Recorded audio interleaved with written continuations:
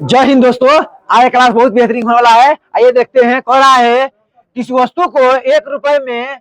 5 की दर से खरीद कर 1 रुपए में 4 की दर से बेच दिया जाता है, तो उसका लाभ या हानि परिचय बताएं। ऐसा क्वेश्चन रहेगा तो हम जानते हैं, आगे लिखेंगे सीपी, यहाँ लिख देंगे सीपी अनुपात एसपी, लिखेंगे एसपी, लिख दिए। आपको खरीदना मैंने होता है सीपी, अब बेचना मैंने विक्रय मूल्य। ये हो जाएगा विक्रय मूल्य हिंदी में, ये हो जाएगा विक्रय मूल्य हिंदी में। आइए क्रय मूल्य हिंदी में, हिंदी में हो जाएगा क्रय मूल्य। सीपी माने होता है क्रय मूल्य, एसपी माने विक्रय मूल्य। इसको खरीदना कहते हैं, इसको बेचना कहते हैं। और कर आए 1 की दर से, तो जानते हैं सूत्र में होता है रुपया बाटा दर, रुपया बाटा दर, रुपया बाटा दर होता है, रुपया बाटा दर। तो यहाँ लिखेंगे खरीद रहा है, कह रहा है खरीद रहा है, 1 रुपए में 5 की दर से खरीदा है, तो 1/5 अनुपात, और कह रहा है 1 रुपए 4 की दर से बेच दिया। अब 1 रुपए में 4 की दर से बेचा है, 4 की दर से, तो 1/4 हो गया।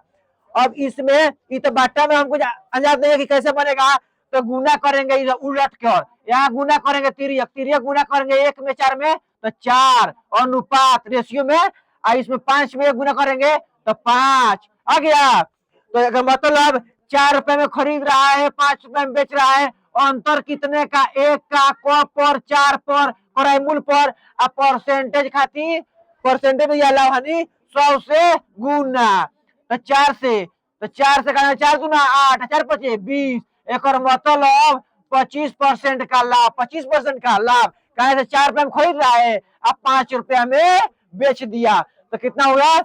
हो गया 25% का लाभ। ए नंबर आ गया। देखते हैं नेक्स्ट क्वेश्चन, देखते हैं नेक्स्ट क्वेश्चन। करा है एक व्यक्ति 1 रुपए में 4 की दर से कॉलम खरीद कर 1 रुपए में 6 की दर से बेच दिया, तो उसका लाभ या हानि प्रतिशत। तो फिर उसी तरह सीपी माने होता है खरीदना, एसपी माने होता है बेचना। तो जानते हैं कि दर तो रुपया ऊपर और दर नीचे, अनुपात, फिर कितना रहा है 1 रुपए की दर से 6 के, तो 1 रुपए में 6 की दर से बेच रहा है 6, और फिर गुना करेंगे, तो 1 में 6 से गुना करेंगे तो 6 अनुपात, और 4 में 1 से गुना करेंगे तो 4 आ गया। अंतर कितना का, फिर बेच रहा है तो हानि हो रहा है, और फिर इसमें हानि हो रहा है। 6 में खरीदा है, 4 में बेच रहा है, तो कितने का, 2 का, अंतर 2 का, और कितने पर, क्रय मूल्य पर 6, गुना 100 से भाग करेंगे, 100 से भाग करेंगे, 2 से काटेंगे 2 तिहाई 6, एक और मतलब जब 1 हो गया 2 कम 2 तिहाई 6, तो 100 में 1 से गुना करेंगे तो 100, अब बाटा 3, तो कितना होगा, तीतर का 9, तीतर का 9, 1, अब बाटा 3, तो 35 पूरा 1/3% की हानि। कहे से हानि हो रहा है, 6 रुपया में खरीदा है, 4 रुपया में बेच रहा है, तो हानि देखेंगे। देखिए यहाँ लाभ जगह फंसा दिया है, यहाँ बी नंबर आ गया। देखते हैं नेक्स्ट क्वेश्चन। कह रहा है ए किसी काम को बी की तुलना में दुगुना, अब ए की तुलना में बी की तुलना में दुगुना, दुगुना कर दिए, दुगुना कर दिए, फिर कह रहा है तथा सी की तुलना में 3 गुना, अब ए ही 3 गुना, ए कर रहा है सी की तुलना में 3 गुना, 3 गुना, 3 गुना, 3 गुना, सी की तुलना में 3 गुना, 3 गुना हो गया, 3 गुना, सी की तुलना में 3 गुना, सी की तुलना में 3 गुना, और कर रहा है 3 गुना में करता है, तो एक अकेले उस काम को कितने में करेगा। अब एक निकालना है, तो हम देखते हैं दोनों में ए शामिल है, दोनों में ए शामिल है, तो ए को यहाँ से उठा के इसमें गुना, इसमें 100 में गुना, और 2 के उठा के इसमें गुना, कहा से कि दोनों को रेशियो बराबर करने के लिए, तो गुना करेंगे, इसमें करेंगे, तो 3 दूना 6, 3 कम 3, 3 कम 3, 3 दूना 6, और फिर करेंगे 3 दूना 6, 2 कम 2, एक और मतलब अनुपात में कितना हुआ, अनुपात में करेंगे, अनुपात में करेंगे तो ए अनुपात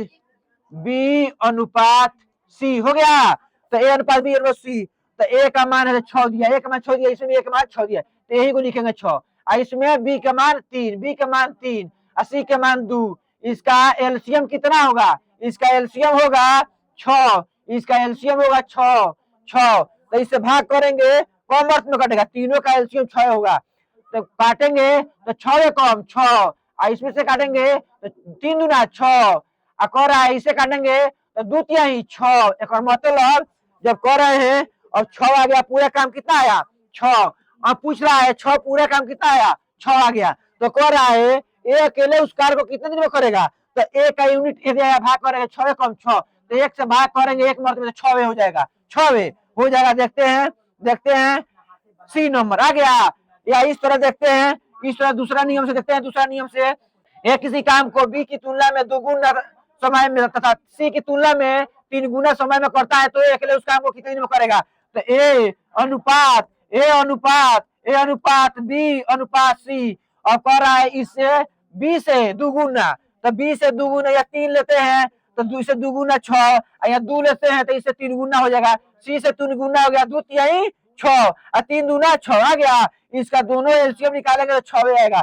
तीनों का एलसीएम 6, तो भाग करेंगे इसमें क्षमता निकालने के लिए, तो 6 कम 6 और 3 दूना 6 और 2 तिहाई 6, और कर रहा है ए अकेले किस काम को, ए अकेले उस काम को कितने करेगा, तो देखते हैं ए तो 6 पूरा काम आया है 6, तो ए से 1 आया, इसका इससे क्षमता 1 आया, तो 1 से भाग करेंगे तो 1 से नहीं होगा, इतना ही आंसर हो जाएगा 6 1 से भाग नहीं लगता है 6 आ जाएगा। देखते हैं नेक्स्ट क्वेश्चन, कर रहा है यदि एक लड़के को 90 सेंटीमीटर 80 सेंटीमीटर जगह की आवश्यकता है, एक लड़के को 90 सेंटीमीटर 80 सेंटीमीटर की जगह की आवश्यकता है हो, तो 20 मीटर लंबे और 9 मीटर चौड़े कमरे को कितने लड़के बैठेंगे, तो जानते हैं यहाँ मीटर में दिया है, यहाँ सेंटीमीटर में दिया है, तो लड़कों की संख्या ज्ञात करने के लिए लड़कों की संख्या ज्ञात करने के लिए आगे लंबाई गुने चौड़ाई करेंगे, तो लंबाई कितना है 20, आया जानते हैं कि संख्या अधिक में दिया है तो मीटर में है तो सेंटीमीटर बदल देंगे, आकार से परिमाप सेंटीमीटर में दिया है तो सेंटीमीटर में 100 से गुना कर देंगे, गुना चौड़ाई कितना है 9, तो इसमें भी 100 से गुना कर देंगे, सेंटीमीटर हो गया, और इस परिमाप से भाग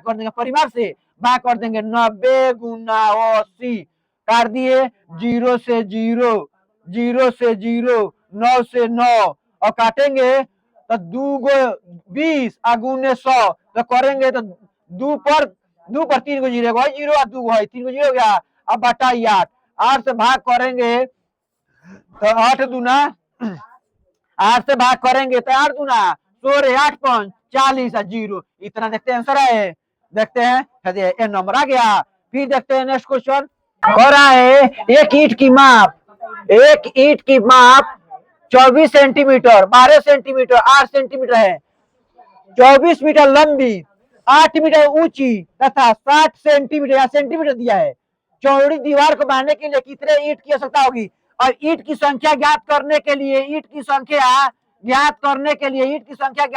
लिए हम जानते हैं लंबाई गुने चौड़ाई गुने ऊंचाई कर देंगे, नीचे परिमाप, तो लंबाई को देखते हैं कितना है, लंबाई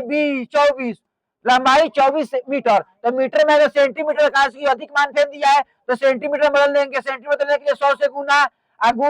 चौड़ाई, तो चौड़ाई कितने है देखते हैं, लंबाई हो गया, और ऊंचाई 8 मीटर है तो 8 मीटर इसको भी सेंटीमीटर में कर देते हैं, 100 से गुना कर